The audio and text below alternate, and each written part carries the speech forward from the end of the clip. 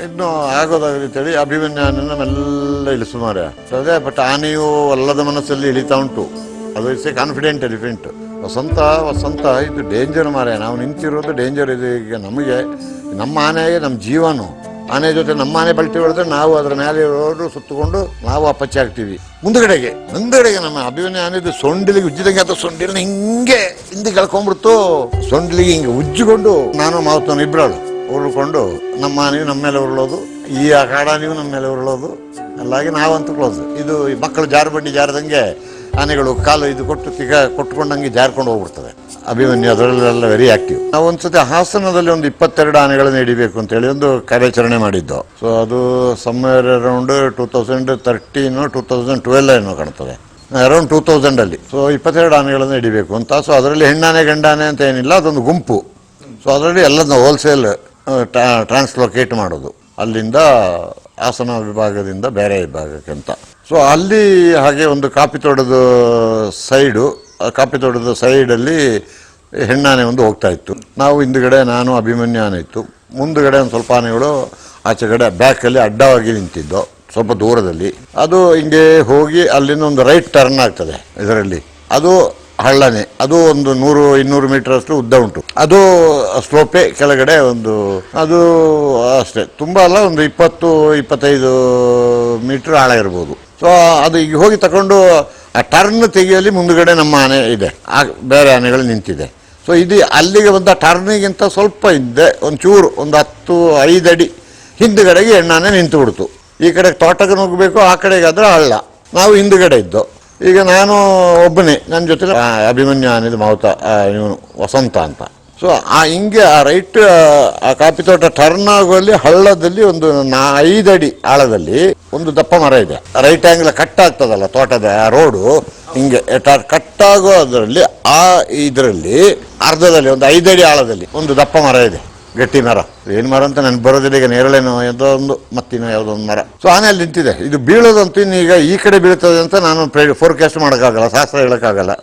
ಎಡಗಡೆ ಬಿದ್ದರೆ ಫ್ಲಾಟಿಗೆ ತೋಟಕ್ಕೆ ಬೀಳೋದು. ಜೊತೆಲೇ ಇದ್ದೀನಿ, ಆನೆ ನಿಂತು ಬಿಟ್ಟಿದೆ, ಹೊಡಿಲಿಕ್ಕೆ ರೆಡಿ ಇದ್ದೀನಿ, ಪೊಸಿಷನ್ ಎಲ್ಲ ಸಿಕ್ಕಿದೆ, ಎಲ್ಲ ಇದೆ, ಹತ್ರದಲ್ಲೂ ಇದ್ದೀನಿ. ಬಟ್ ಓನ್ಲಿ ಇದು ಈಗ ಬಲಗಡೆಗೆ ಬಿದ್ದರೆ ಇದು ಹಾಳಾಗಿ ಹೋಗ್ತದೆ, ಎಡಗಡೆಗೆ ಬಿದ್ದರೆ ನಾವು safe.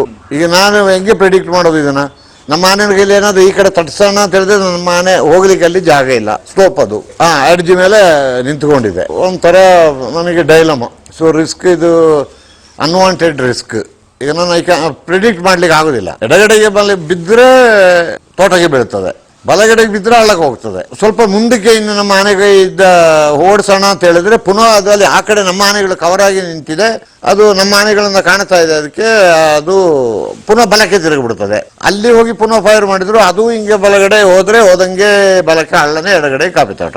So it was such A critical factor. ಏನ್ ಮಾಡೋದು ಅದು ಇದು ಅಂತ ಹೇಳಿ ಹೇಳುವಾಗ ಕನ್ಸರ್ವೇಟರು DFO ಎಲ್ಲ ಇದ್ರು.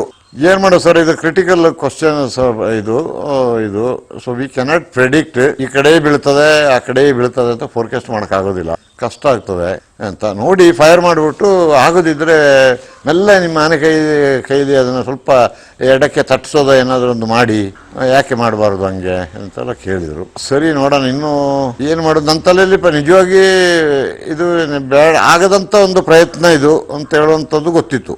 ಒಂದು ತಾಟು ಓಡ್ತಾ ಇತ್ತು ಬಲಗಡೆಯಿಂದ, ಅದು ಆ ಸ್ಲೋಪಲ್ಲಿ ನನ್ನ ಆನೆ ಹೋಗಿ ಇದು ಗ್ರಿಪ್ ಸಿಗಬೇಕಲ್ಲ, ಒಂದು ಆನೆಯನ್ನು ತಳ್ಳಬೇಕು ಅಂತಾದರೆ ಇದಕ್ಕೆ ಇದು ಒಂದು ಕಾಲು ಹಿಂಗಿಡ್ಬೇಕು, ಒಂದು ಕಾಲು ಕೆಳಗೆ ಇಟ್ಟೇ ನಿಲ್ಬೇಕು. ಅದು ಇದರಲ್ಲಿ 2 ಕಾಲು ಜೊತೆಲಿ ಇಡ್ಲಿಕ್ಕೆ ಇದಕ್ಕೆ ಜಾಗ ಇಲ್ಲ, ಚಾನ್ಸೇ ಇಲ್ಲ. ಒಲ್ಲದ ಮನಸ್ಸಲ್ಲಿ ಅಂತ ಹೇಳೋದಿಲ್ಲ, ಒಲ್ಲದ ಮನಸ್ಸಲ್ಲಿ ಆಗೋದಾಗಲಿ ದೇವರೇ ಗತಿ ಅಂತ ಹೇಳಿದ್ರೆ ಫೈರ್ ಮಾಡಿಬಿಟ್ಟೆ.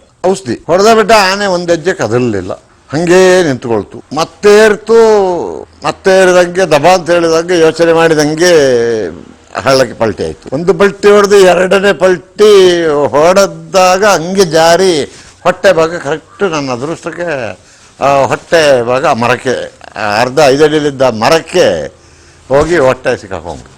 ಅಲ್ಲಿ ದೇವರೇನು ಸಹಾಯ ಮಾಡಿದರು ಅಂತ ಹೇಳಿದ್ರೆ ತಲೆ ಮೇಲೆ ಭಾಗಕ್ಕೆ ಆಯಿತು, ಎದೆ ಭಾಗಕ್ಕೆ ಮರ ಸಿಕ್ಕಾಕೊಳ್ತು. ಈ ಬಲ್ಕ್ ಕರಳು ಏನು ಪೋರ್ಷನ್ ಇತ್ತು ಅದು ಕೆಳಗಡೆಗೆ ಸ್ಲೋಪ್ ಕಡೆಗೆ ಆಯಿತು. ಸೊ ತಲೆ ಮೇಲೆ ಬಂತು, ತಲೆ ಪೋರ್ಷನ್ ಚೆಸ್ಟ್ ಪೋರ್ಷನ್ ಮೇಲೆ ಆಯಿತು. ಸೊ ಈ ಹೊಟ್ಟೆ ಕರಳು ಇದೆಲ್ಲ ಈಗ ಮೊನ್ನೆ ಇಲ್ಲಿ ಆಗಿದ್ದು ಪ್ರಾಬ್ಲಮ್ ಅಂತ ಹೇಳಿದ್ರೆ ಹೊಟ್ಟೆ ಕರಳು ಎಲ್ಲ ಪ್ರೆಸ್ ಆಗಿಬಿಟ್ಟಿರ್ತದೆ. ಸೊ ಆ ಚಾನ್ಸ್ ತಪ್ಪಿ ಹೋಯ್ತು. ಆನೆ ಸೇಫ್. ಬಟ್ ಈಗ ಅದನ್ನ ಅಲ್ಲಿಂದ ತೆಗೆಯುವ ಪರಿಸ್ಥಿತಿ ಯಾವ ರೀತಿಯಲ್ಲೂ ಸಾಧ್ಯ ಇಲ್ಲ. ಮೇಲೆ ಎತ್ತಬೇಕು, ಯಾವ ರೀತಿಯಲ್ಲೂ ಸಾಧ್ಯ ಇಲ್ಲ. ಈಗ ಕುತ್ತಿಗೆಗೆ ಹಗ್ಗ ಹಾಕಿ ಹೆಣ್ಣಾನೆ, ಕೋಡು ಇಲ್ಲ, ಕೋಡಿದ್ರೆ ಸ್ವಲ್ಪ ಲೂಸ್ ಆದ್ರೆ ಹಗ್ಗ ಕಟ್ಬೋದು. ಕುತ್ತಿಗೆ 2 ಹಗ್ಗ ಹಾಕಿ 2-3 ಆನೆಗೆ ಕಟ್ಟಿ ಅದನ್ನ ಮೇಲಕ್ಕೆ ಎಳೆದಾಕುವ ಅಂತ ಹೇಳಿದ್ರೆ ಇಲ್ಲಿ ರೋಪು ಟೈಟ್ ಆದರೆ ಸೆಡೇಷನ್ ಇರುವಾಗ ಉಸಿರು ಕಟ್ಟಿ ಸಾಯ್ತದೆ. ಒಂಥರ ಭಯನೂ ಒಂಥರ ಇಷ್ಟು ಎಕ್ಸ್ಪೀರಿಯನ್ಸ್ ಇದ್ದು ನೀವು ಹಿಂಗೆ ಮಾಡಿದಿರಲ್ಲ ಅಂತ ಹೇಳೋ ಒಂದು ಮಾತು ಬರುವಂಥ ಪರಿಸ್ಥಿತಿಗೆ ಮಾಡಿಬಿಟ್ಟಲ್ಲ ನಾನು. I should not have taken this decision. ಹೆಣ್ಣಾನೆ ನಾಳೆ ಬೇಕಾದ್ರೆ ಹೊಡ್ಕೊಳ್ಬೋದಿತ್ತು. ಇದೆಲ್ಲ ಯೋಚನೆ ತಲೆಯಲ್ಲಿ ಓಡಕ್ಕೆ ಶುರು ಆಗ್ಬಿಡ್ತು. ಸ್ವಲ್ಪ ಅದು ಹೊಟ್ಟೆ ಭಾಗ ಏನಾದ್ರು ಇದಾಗಿದೆ, ತಲೆ ಭಾಗ ಕೆಳಗೆ ಆಗಿ ಮರಕ್ಕೆ ತಗಲಾಕೊಂಡ್ಬಿಟ್ಟಿದ್ರೆ ಈ ಕರಳು ಹೊಟ್ಟೆ ಎಲ್ಲ ಅದ್ರ ಲಂಗ್ ಮೇಲೆ ಪ್ರೆಸ್ ಆಗಿಬಿಡೋದು, ಸತ್ತೋಗ್ಬಿಡೋದು. ಉಸಿರಾಡಕ್ಕಾಗದೆ, ಲಂಗ್ ಎಕ್ಸ್ಪೆಂಡ್ ಆಗ್ಲಿಕ್ಕೆ ಆಗ್ತಿರ್ಲಿಲ್ಲ, ಸತ್ತೋಗ್ಬಿಡ್ತಿತ್ತು. ಪುಣ್ಯಕ್ಕೆ ಅದು ಈ ಪಲ್ಟಿ ಹೊಡೆ 2ನೇ ಪಟ್ಟಿ ಹೊಡೆಯುವಾಗ ತಲೆ ಭಾಗ ಮೇಲಕ್ಕೆ ಆಗ್ಬಿಡ್ತು, ಕಾಲು ಭಾಗ ಕಾಲು ಭಾಗ ಹಿಂದೆಗಾಯ್ತು, ಈ ಎದೆ ಭಾಗ ಆ ಮರ ತಡೆದ್ಬಿಡ್ತು. ಈಗ ಯೋಚನೆ ಶುರುವಾಯಿತು. ಈ ನಮ್ಮ ಮನೆ ಹೋಗಿ 4 ಕಾಲಲ್ಲಿ ನಿಲ್ಲೋಂಗಿಲ್ಲ, ಇದರಲ್ಲಿ ಇಟ್ ಈಸ್ ಸ್ಲೋಪು, ಏನು ಮಾಡೋದು ಅಂತ. ಆಗೋದಾಗಲಿ ನೋಡೋಣ, ಅದೇನಾದರೂ ಒಂದು ಸಪೋರ್ಟ್, ಆ ಮರದ ಧೈರ್ಯದಲ್ಲಿ ಒಂದು ಸಪೋರ್ಟಲ್ಲಿ ನಿಲ್ಲಬಹುದಾ, ನೆಕ್ಸ್ಟ್ ಒಂದು ಆಪ್ಷನ್. ಈಗ ನಮ್ಮ ಯಾವ ಆನೆಗೂ ಕಟ್ಟಲಿಕ್ಕೆ ಸಾಧ್ಯ ಇಲ್ಲ, ಅಂದರೆ ಅದು ಸ್ಲೋಪಲ್ಲಿರೋದು, ಅದರದ್ದು ದೊಡ್ಡ ಹೆಣ್ಣಾನೆ, ಆ ಪುಲ್ಲಲ್ಲಿ ಒಂದು ಆನೆನೆಲ್ಲ ಅದು ಹಗ್ಗ ಸಮೇತ ನಮ್ಮ ಆನೆನೂ ಎಳ್ಕೊಂಡು ಹೋಗ್ಬಿಡ್ತದೆ ಕೆಳಗೆ. ಬರೀ ಆ ಸೆಡೇಷನಲ್ಲಿ ಏನಾದರೂ ನಾವು ಎಳೆಯೋಕ್ಕೆ ಟ್ರೈ ಮಾಡಿದರೆ ಸ್ಟ್ರ್ಯಾಂಗ್ಯುಲೇಷನ್ ಆಗೋ ಸಾಧ್ಯತೆಯೂ ಉಂಟು ಕುತ್ತಿಗೆ. So it is odd and evens. So ಇನ್ನು ಇದು ಯೋಚನೆ ಮಾಡಿ ಏನು ಪ್ರಯೋಜನ ಇಲ್ಲ. ಈ ಅಭಿಮನ್ಯು ಆನೆನ ತಗೊಂಡೋಗಿ ಈ ಮರಕ್ಕೆ ಹಿಂಗೆ ಫುಲ್ ಸ್ಲೋಪಲ್ಲಿ ಹಿಂಗೆ ನಿಲ್ಲಿಸ್ತೀನಿ, ಮರಕ್ಕೆ ಅಕಸ್ಮಾತ್ ರಿವರ್ಷನ್ ಕೊಟ್ಬಿಡ್ತೀನಿ, ಹಗ್ಗಗೆ ಏನು ಹಾಕೋದಿಲ್ಲ. ನಾನೇನು ಎಚ್ಚರ ಮಾಡಿಬಿಡ್ತೀನಿ, ಔಷಧಿನ ನ್ಯೂಟ್ರಲೈಸ್ ಮಾಡಿಬಿಡ್ತೀನಿ, ನಾನೇನು ಎಚ್ಚರ ಮಾಡಿಬಿಡ್ತೀನಿ. ಇನ್ನೂ ಏನಾದರೂ ಅದು ಗ್ರಿಪ್ ತಗೊಂಡು ಮೆಲ್ಲೆ ಕೆಳಗೆ ಜಾರಬಹುದಾ, ಜಾರಬಂಡಿಯಲ್ಲಿ ಜಾರಿದಂಗೆ ಹೋಗ್ಬಹುದಾ ಅಂತ ಒಂದು thought. This is the only possibility that is ವರ್ಕೇಬಲ್. ಇನ್ನು ಆಗೋದಾಗಲಿ ಅಂತೇಳಿ ಅಭಿಮನ್ಯು ಆನೆನ ಮೆಲ್ಲ ಇಳಿಸು ಮಾರ್ಯ. ಸೊ ಅದೇ, ಬಟ್ ಆನೆಯು ಅಲ್ಲದ ಮನಸ್ಸಲ್ಲಿ ಇಳಿತಾ ಉಂಟು, ಅದು it's A confident elephant. So indirect ಆಗಿ ಬಟ್ ಹೇಳಿದ ಮಾತನ್ನು ಕೇಳ್ತಾ ಉಂಟು. ಅದನ್ನ ಪುನಃ ಅದೊಂದು ತಾಟು ಉಂಟು. ಅಕಸ್ಮಾತ್ ನಾನು ರಿವರ್ಸ್ ಕೊಟ್ಟು ನಾನು ಆನೆ ಮೇಲೆ ಹತ್ತಬೇಕು, ಆನೆದ ಮೇಲೆಗೆ ಇಲ್ಲ ಈ ದಿಬ್ಬದ ಮೇಲೆ ಹತ್ತಬೇಕು, ಎಲ್ಲಿಗಾದ್ರೂ ಹತ್ತಬೇಕು, ಅಷ್ಟರವರೆಗೆ ಏನಾದರೂ ಇದು IV ಕೊಡೋದು ಇಂಟ್ರಾವಿನಸ್ ಇಮ್ಮಿಡಿಯೇಟ್. ಆನೆ ಒಂದೊಂದ್ಸತಿ ನೀಡ್ಲಿ ತೆಗೆಯೋದಕ್ಕಿಂತ ವಿಡ್ರಾ ಮಾಡೋದಕ್ಕಿಂತ ಮೊದಲೇ ಎದ್ದು ಬಿಡ್ತದೆ IV ಕೊಟ್ಟಾಗ. ಆ ಡ್ರಗ್ ಭಾಳ ಫಾಸ್ಟ್ ಆ್ಯಕ್ಟ್ ಆಗ್ತದೆ. ಏನು ಮಾಡೋದು ಅಂತ ಎಲ್ಲ ಯೋಚನೆ ಮಾಡಿ ಇವನಿಗೆ ಹೇಳಿದೆ, ನಾನು IV ಕೊಡ್ತೀನಿ, IV ಕೊಟ್ಬಿಟ್ಟು ಬೇಗ ನೀನು ಆನೆದು ಕಾಲೆತ್ಸು, ನಾನು ಬೇಗ ಹತ್ಕೊಳ್ತೀನಿ ಮೇಲಕ್ಕೆ ಅಂತ. ಪುಣ್ಯವರೇ, ಎಲ್ಲ ದೇವ್ರದ್ದು, ಒಂದು ದೇವ್ರನ್ನ ಯೋಚನೆ ಮಾಡಿರ್ತೀನಿ ಇಷ್ಟರಲ್ಲಿ. ಸ್ವಾಮಿ ಏನೋ ಆಗಿದೆ, ದಯವಿಟ್ಟು ಇನ್ನು ನೀನೇ ಕಾಪಾಡಬೇಕು, ದೇವರೇ ನೀನೇ, ಅಯ್ಯಪ್ಪ ಸ್ವಾಮಿ ನೀನಿದ್ದೀಯ, ನಾ ಇದ್ದೀನಿ ಅಂತ ಹೇಳಿ ಇಳಿದು IV ಇಂಜೆಕ್ಷನ್ ಹಾಕಿದೆ. ಇದು ಬೇಗ ಕಾಲೆತ್ತಿತ್ತು, ಇದು ಮಾಡಿ ಯಾಕೋ ಮನಸ್ಸು ಹೇಳ್ತಾ ಉಂಟು. ಅದು ಈಗ ಅಕಸ್ಮಾತ್ ಆನೆ ಈ ಮುಂದೆ ಮರದಿಂದ ಈಗ ಅದು ತಪ್ಪಿಸಿಕೊಂಡಾಗ ಮುಂದೆಯಿಂದ ಏನಾದರೂ ಉರುಳಿದ್ರೆ ನನ್ನ ಆನೆನೂ ಎತ್ಕೊಂಡು ಹೋಗ್ಬಿಡ್ತದೆ. ಇದು ಈಗ ಗ್ರಿಪ್ ಇಲ್ಲದೆ ನಿಂತಿರೋದು. ವಸಂತ ಇದು ಡೇಂಜರ್ ಮಾರೆ. ನಾವು ನಿಂತಿರೋದು ಡೇಂಜರ್ ಇದೆ. ಈಗ ನಮಗೆ ನಮ್ಮ ಆನೆಗೆ ನಮ್ಮ ಜೀವನು, ಆನೆ ಜೊತೆ ನಮ್ಮ ಆನೆ ಬಲ್ಟಿ ಹೊಡೆದ್ರೆ ನಾವು ಅದರ ಮೇಲೆ ಇರೋರು ಸುತ್ತಕೊಂಡು ನಾವು ಅಪ್ಪಚ್ಚಿ ಆಗ್ತೀವಿ. ನೀನು ಮೆಲ್ಲ ಆನೆ ನಂಗೆ ಮೆಲ್ಲ ಹಿಂದಿ ಕೇಳಿ ಅಂತ. ಅದು ಪಾಪ ಹೆಜ್ಜೆ ಹುಡ್ಕಬೇಕಲ್ಲ, ಡೌನ್ ಆದರೆ ಜಾರ್ಕೊಡ್ತದೆ. ಹೆಜ್ಜೆ ಮೆಲ್ಲ ಹುಡ್ಕೊಂಡು ಒಂದು 2-3 ಅಡಿ ಅಷ್ಟು ಹಿಂದಕ್ಕೆ ಹಂಗೆ ಹತ್ತಿದೆ ಆನೆ. ಬೇರೆ ಆನೆ ಆಗಿದ್ರೆ ನಾವು ಅವತ್ತಿಲ್ಲ, ಕ್ಲೋಸ್. ಅದು ಅಭಿಮನ್ಯು ಕ್ಲೋಸ್ ಟು ಅಷ್ಟು. ನಾನು ಕೂತೆ ಅಂದರೆ ಅದಕ್ಕೆ ಇನ್ನೂ ಧೈರ್ಯ, ಮಾವುತನಿಗೆ ಇನ್ನೂ 100 ಪಟ್ಟು ಧೈರ್ಯ. ನಮ್ಮ ಸಾಹೇಬರು ಕೂತಿದ್ದಾರೆ ಅಂತ, ಏನಿದ್ರು ಇವರು ಇದ್ದಾರೆ ಅಂತ ಹೇಳೋ ಒಂದು ಮೋರಲ್ ಕಾನ್ಫಿಡೆನ್ಸ್ ಇರ್ತದೆ ಒಬ್ಬೊಬ್ರದ್ದು, ಆತ್ಮವಿಶ್ವಾಸ ಒಬ್ಬೊಬ್ಬರ ಮೇಲೆ. ಅದು ಸುಮಾರು ಮಾವುತರು ಅವರು ಇವರೆಲ್ಲ ಗೊತ್ತು, ಹಳೆಯವರಿಗೆಲ್ಲ. ಸಿಟಿಯವ್ರಿಗೆ ಗೊತ್ತರೆ ಅದು ಏನೆಂದ್ರು ನಮ್ಮ ಆನೆ ಮೇಲೆ ಬೀಳಕ್ಕೆ ಬಿಡೋದಿಲ್ಲ. ಒಂದಿದ್ರೆ ಗುಂಡೋಡೋದಾದ್ರೂ ಆನೆ ತಿರುಗಿಸ್ತಾರೆ ಅಂತ.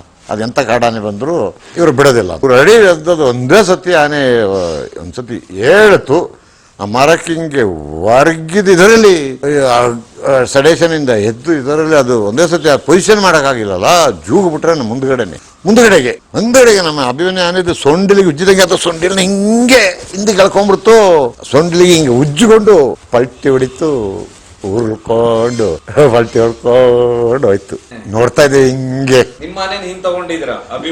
ಸ್ವಲ್ಪ ಅಷ್ಟೇ, ಇವರು ಸೊಂಡಿಲಿಗೆ ಉಜ್ಜಿಕೊಂಡು ಹೊಟ್ಟೋಗ್ಬಿಡ್ತು, ಪೂರ್ತಿ ತೆಗಿಯೋದ್ರೊಳಗೆ ಇದ್ದಾಗ್ಬಿಡ್ತದು. ನಾನು ಮೇಲೆ ಹತ್ತಿ ಕೂತು ನನ್ನ ತಲೆಯಲ್ಲಿ ಈ ಓಟ ಬಂದು ಇವನಿಗೆ ಸಿಗ್ನಲ್ ಕೊಟ್ಟು ವಸಂತ ಅಕಸ್ಮಿತ ಮುಂದಕ್ಕೆ ಎದ್ದು ಬಿಟ್ರೆ ಹಂಗೆ ಎಲ್ಲಾದ್ರೂ ಹಿಂದಿಗೆ ಜಾರಿ ಹೋಗ್ಬಿಟ್ರೆ ಆ ಕಡೆ ಹೋಗ್ತದೆ. ಮುಂದಿಂದ ಏನಾದರೂ ಅದು ಪಲ್ಟಿ ಹೊಡೆದ್ರೆ ಅದಕ್ಕೂ ನಿಲ್ಲು ಗ್ರಿಪ್ ಮಾಡೋಕ್ಕಾಗಲ್ಲ. ಎಕ್ದಮ್ಮು ಸಡೇಷನಿಂದ ಹೇಳೋದಲ್ವಾ, ಸ್ವಲ್ಪ ಪೂರ್ತಿ ಇದಕ್ಕೆ ಒಂದು ಸ್ವಲ್ಪ ಬೇಕು. ಮತ್ತಲ್ಲಿರೋದಿಲ್ಲ, ಮತ್ತು ಹೋಗಿರ್ತದೆ, ಆದರೆ ಅದೊಂದು ಟೈರ್ಡ್ನೆಸ್ ಇರ್ತದೆ. ಆಲ್ಕೋಹಾಲ್ ತಲೆಯಿಂದ ಪೂರ್ತಿ ಇಳಿದ್ರು ಒಂದು ಬಂಕ್ ಇರ್ತದಲ್ಲ ಬಿಟ್ಟ ಮೇಲೇನು, ಆ ಟೈಪ್ ಒಂದು ಸ್ವಲ್ಪ ಇದಿರ್ತದೆ. ಅದೊಂದು ಸ್ವಲ್ಪ it will take 5-10 minutes to stabilise. ನಾನು ನಾನು ಈ ತಲೆನೂ ಪೇಸಿನ ಮಾನೇನ 3 ಅಡಿ ಹಿಂದಕ್ಕೆ ತೆಗೆಯೋದು ಹೋಗಿದ್ರೆ ನಾವಿಲ್ಲ, ನಾವು ಉರುಳ್ಕೊಂಡು, ನಾನು ಮಾವತನ ಇಬ್ಬರಾಳು ಉರುಳ್ಕೊಂಡು ನಮ್ಮ ನೀವು ನಮ್ಮ ಮೇಲೆ ಉರುಳೋದು, ಈ ಅಖಾಡ ನೀವು ನಮ್ಮ ಮೇಲೆ ಉರುಳೋದು, ಅಲ್ಲಾಗಿ ನಾವಂತೂ ಕ್ಲೋಸ್ ಅಂತ. ಈ ಸೊಂಡಿಲಿ ಹಿಂಗೆ ಉಜ್ಜೋಡು ಹೋಯ್ತು ಕೆಳಗೆ. ಅದು ಪುಣ್ಯಕ್ಕೆ ಏನಾಯ್ತು, ಹಿಂಗೆ ಪಲ್ಟಿ ಹೊಡ್ಕೊಂಡು ಹೋಯ್ತು. ಅಂದರೆ ಆಳ ಅಷ್ಟು ಇರಲಿಲ್ಲ. ಇಲ್ಲಿ ಇದು ಮೊನ್ನೆ ಆನೆ ಸತ್ತಷ್ಟು 50 ಅಡಿ ಇರಲಿಲ್ಲ, ಅದೊಂದು 18-15 ಅಡಿ ಇಲ್ಲ ಹೋಗಿ ಮಗಚಿ ಬೀಳ್ತು ಕೆಳಗೆ. ಇನ್ನು ಬೇಗ ಇವನಿಗೆ ಹೇಳಿದೆ ಜಾರ್ಸುಮಾರೆ ಅನ್ಸುತ್ತೆ ಅಂತ. ಇದು ಮಕ್ಕಳು ಜಾರುಬಂಡಿ ಜಾರದಂಗೆ ಆನೆಗಳು ಕಾಲು ಇದು ಕೊಟ್ಕೊಂಡಂಗೆ ಜಾರ್ಕೊಂಡು ಹೋಗ್ಬಿಡ್ತದೆ. ಅಭಿಮನ್ಯು ಅದರಲ್ಲೆಲ್ಲ ವೆರಿ ಆ್ಯಕ್ಟಿವ್. ಜಾರ್ಕೊಂಡು ಹೋಗ್ಬಿಡ್ತು ಕೆಳಗೆ. ಜಾರ್ಕೊಂಡು ಹೋಯ್ತು. ಬೇಗ ಕೋಡ್ ಕೊಟ್ಟು ಎತ್ತು ಮಾರೆ ಅಂತಂದೆ. ಸಿಗ್ನಲ್ ಕೊಡ್ತಾನೆ ರಪ್ಪಂತ. ಇದು ಹೋಗ್ತಾ ಇದ್ದಂಗೆ ಬೇಗ ಸಿಗ್ನಲ್ ಕೊಟ್ಟ ಹೋಯ್ತಾನೆ ಬೇಗ. ಸ್ವಲ್ಪ ಅದು ಕುಕ್ಕರ್ ಹೊಡೆದಂಗೆ ಕಾಲನ್ನ ನಾವು ಜಾರುಬಂಡಿಲಿ ನಾವು ತಿಕ್ಕ ಕೊಟ್ಟು ಜಾರ್ತೀವಿ, ಅದು ತಿಕ್ಕನ ತಪ್ಪಿಸ್ಕೊಳ್ತದೆ.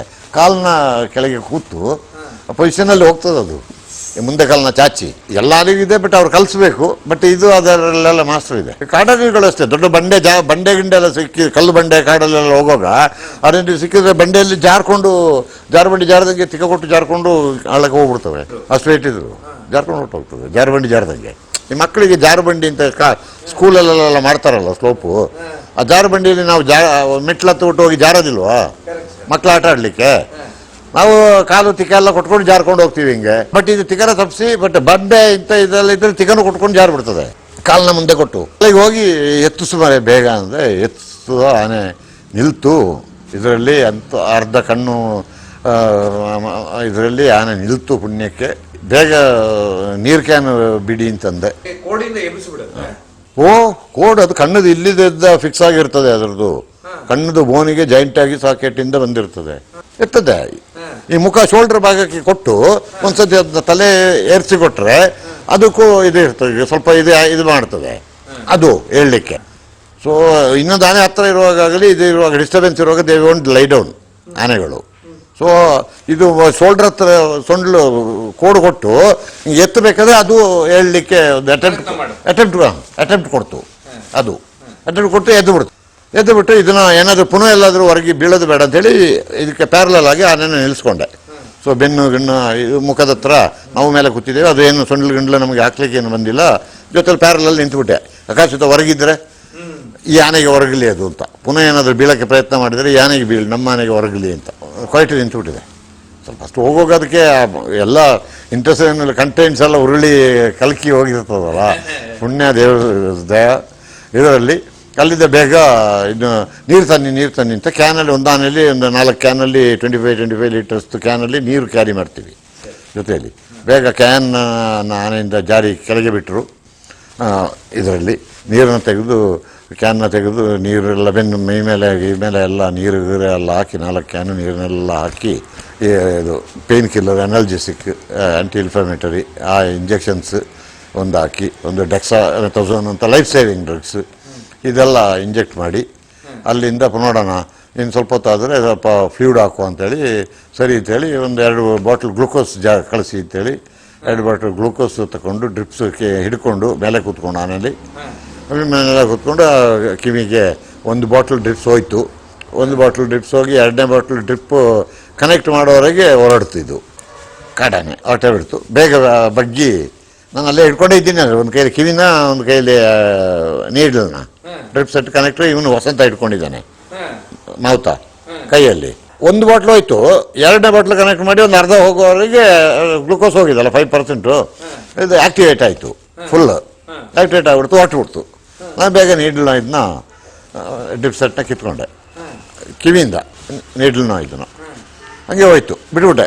ಇನ್ನು ಟಚ್ ಮಾಡೋದು ಬೇಡಪ್ಪ, ಅದು ನೀರು ಕುಡ್ಕೊಂಡು ಅದು ಬೇಕಾದ್ರೆ ನಾಳೆ ನಾಡ್ದು 1 ವಾರ ಕಳೆದುಬಿಟ್ಟು ನೋಡೋಣ ಅದರ ಪರಿಸ್ಥಿತಿ, ಅಲ್ಲಿಂದ ನೋಡ್ಬಿಟ್ಟು ಲಾಸ್ಟ್ಗೆ ಅದನ್ನು ಪ್ರಯತ್ನ ಮಾಡೋ, ಈಗ ಬೇಡ ಇದು ತಂಟೆಗೆ ಬೇಡ ಅಂತ ಹೇಳಿ ಕನ್ಸರ್ವೇಟ್ರು ಇದ್ರು ಅಲ್ರಿ, ಈಗ ಅಲ್ಲಿ ನೀವು ಡ್ರಿಪ್ಸ್ ಎಲ್ಲ ಹಾಕಿದ್ದೀರಾ, ಇನ್ನು ಅದನ್ನು ಮೆಲ್ಲ ತಗೊಳ್ಬೋದಿತ್ತಲ್ಲ ಹಂಗೆ ಹಿಂಗೆ ಅಂತ. ಇಲ್ಲ ಸರ್, ಇಲ್ಲ ಅದೆಲ್ಲ ಆಸ್ ಎ ಡಾಕ್ಟ್ರ್ ನಾನು I don't recommend that, ಅದಾಗೋದಿಲ್ಲ.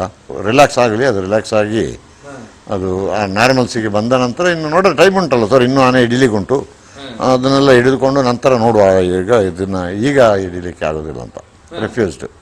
So ಹಂಗೆ ಇಟ್ ಈಸ್ ಅವತ್ತೆಲ್ಲ ಡೆತ್ ಟ್ರ್ಯಾಪಿಂದ ನಾವು we have escaped and elephant also escaped from the death trap.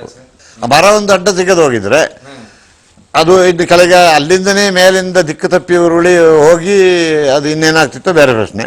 ಇವು ಎರಡನೇ ರೋಲಿಗೆ ಮರ ಸಿಕ್ಕಿಬಿಡ್ತು, ಮರ ತಡೆದು ಬಿಡ್ತು, ತಲೆ ನಮ್ಮ ಕಡೆ ಆಗ್ಬಿಡ್ತು, ಅದು ಅದೃಷ್ಟ ಹಾಳಾಯಿತು.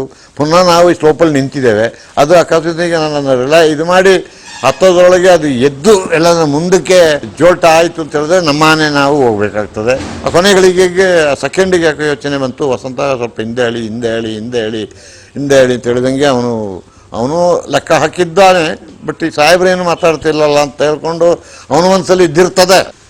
ನಂತರ ಅದು ಇಂಡೈರೆಕ್ಟಾಗಿ ಹೇಳ್ದ, ಸ್ವಾಮಿ ಅಂತ ಹೇಳೋದು ನನಗೆ, ಸ್ವಾಮಿ ನೀವು ಒಳ್ಳೆ ಕೆಲಸ ಮಾಡಿದ್ರೆ ನಮ್ಮ ಮನೆಯಲ್ಲಿ ಸ್ವಲ್ಪ ಹಿಂದೆ ಹೇಳಿ ಅಂತ ಹೇಳಿದ್ರಲ್ಲ, ಹಿಂದೆ ಎಳೆಯೋದೋಗಿದ್ರೆ ಸ್ವಾಮಿ ಅದೇನಂತ ಪೂರ್ತಿ ಮಾಡೋದಿಲ್ಲ, ಸ್ವಾಮಿ ಹಿಂದೆ ಎಳೆಯೋದೋಗಿದ್ರೆ ಸ್ವಾಮಿ ಇದು ಅಂಡರ್ಸ್ಟುಡ್, ನಾವು ಇಟ್ಕೊಳ್ಳು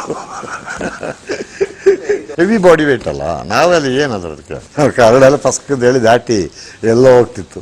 ಇಲ್ಲ ಆ್ಯಾವ್ರೇಜ್ ಹೆಣ್ಣಾನೆ ಒಂದು 3-3.5 ಟನ್ನೇ ಬರ್ತದೆ, ಗಂಡಾನೆ ಒಂದೊಂದು 6-6.5 ಟನ್ನು 7 ಟನ್ವರೆಗೆ ಎಲ್ಲ ಬಂದುಬಿಡ್ತದೆ. ಅದು ಅದೇ ಒಂದು 7 ಟನ್ನು ಎಲ್ಲ ಇದ್ದಿರ್ತದೆ. ಅದು ಆಗ ನಾವು ತೂಕ ಮಾಡಲಿಕ್ಕೆ ಆಗೋದಿಲ್ಲಲ್ಲ, ಬಟ್ ದೊಡ್ಡ ಒಂದು ಮಕಾನ ಬೇಳೂರಲ್ಲಿ ಹಿಡಿದಿದ್ದು ನಾನು ಹೇಳಿದ್ನಲ್ಲ, ಅದೆಲ್ಲ 6.5-7 ಟನ್. ಅದು ದೊಡ್ಡದು ಇಲ್ಲ, ಅದೇ ಗ್ರೇಟೆಸ್ಟು ಅಂದರೆ ಟಸ್ಕೊಂದಿಲ್ಲ ಅಂತ ಬಿಟ್ಟರೆ ಅದು ಅಂಥ ದೊಡ್ಡ ಸೈಜ್ ನಾನು ಅದೇ ನೋಡಿದ್ದು ಕರ್ನಾಟಕದಲ್ಲಿ.